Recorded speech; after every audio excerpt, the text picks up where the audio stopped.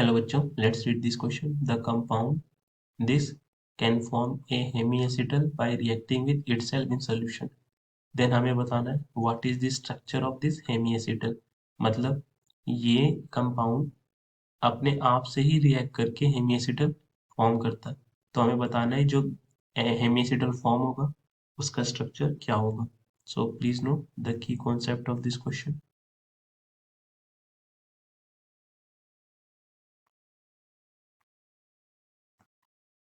That hemiacetal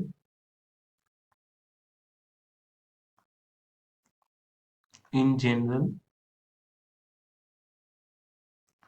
can be represented as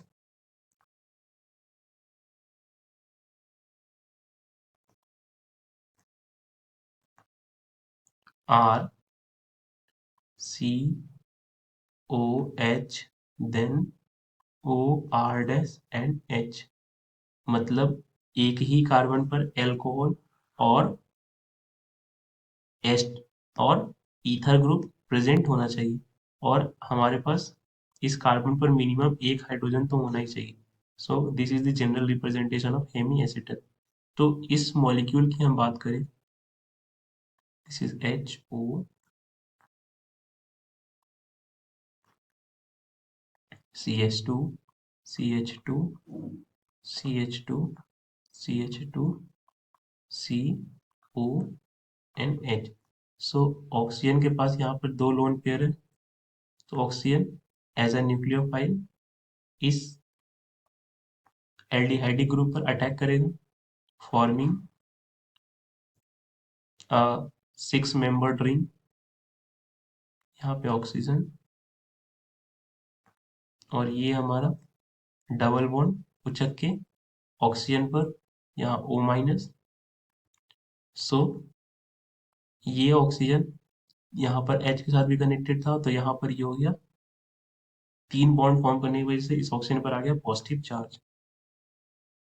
ये oxygen अपने negative charge की वजह से इस H को डोनेट करेगा अपना लोन पेयर और ये H+ इस ऑक्सीजन के साथ चला जाएगा और यहाँ का बॉन्ड पेयर इस ऑक्सीजन के साथ जाएगा.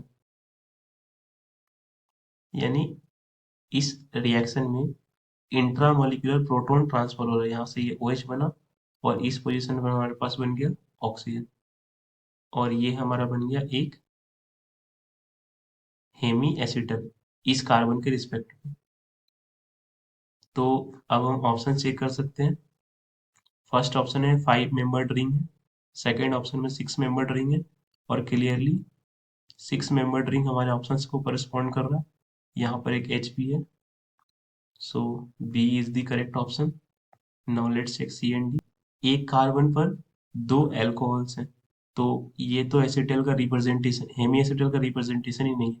सो C is wrong and D में भी वही केस है. एक ही कार्बन पर दो एल्कोहल है तो ये भी हेमी एसिटल का रिप्रेजेंटेशन ही नहीं.